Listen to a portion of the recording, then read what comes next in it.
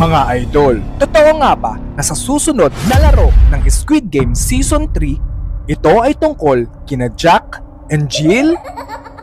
Totoo po kaya yung Kuya Jibe? Tara po at alamin po natin. Disclaimer lang mga idol, for today's video, pag-uusapan lang po natin ang mga teorya o yung mga haka-haka na pwedeng mangyari sa laro ng Jack and Jill.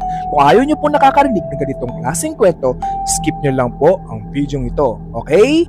Ngayong unang araw nga po ng bagong taon ay Happy New Year po sa inyo mga idol. Nag-release po ang Squid Game ng panibagong larawan na kung saan ito ay nagbibigay hint sa mga manonood. At ito po yung larawan na ito. Yan mga idol, kung mapapansin nyo po, nandyan po yung legendary Big Doll noong Squid Game 1. Yan. At meron na po siyang kasama ngayong isang lalaki. At dito na nga po papasok ang teorya o ang mga usap-usapan na ang larawang yan ay inspired kina Jack and Jill. Alam naman po natin lahat mga idol na ang mga nilalaro po sa Squid Game is either po kilalang laro o ito po ay inspired sa ibang bagay. At ito na nga po yung laro na ating tatalakayin for today's video na ito daw po ay tatawaging Jack and Jill Game. Naalala niyo pa ba mga idol yung kanta ni Jack and Jill nung mga bata pa tayo? At ito po yung kantang yun.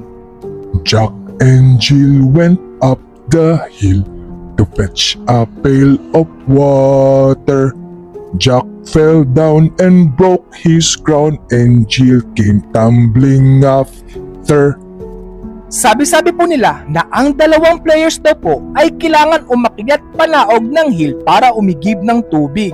Pero ang twist daw po dito, meron daw po itong halong red light, green light.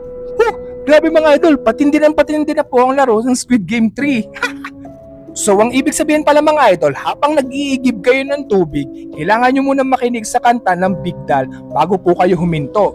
Kailangan hindi rin po kayo iibo habang umiigib ng tubig. At kapag kayo po ay umibo at nadulas pababa, ay kayo ay babarilin at papatayin.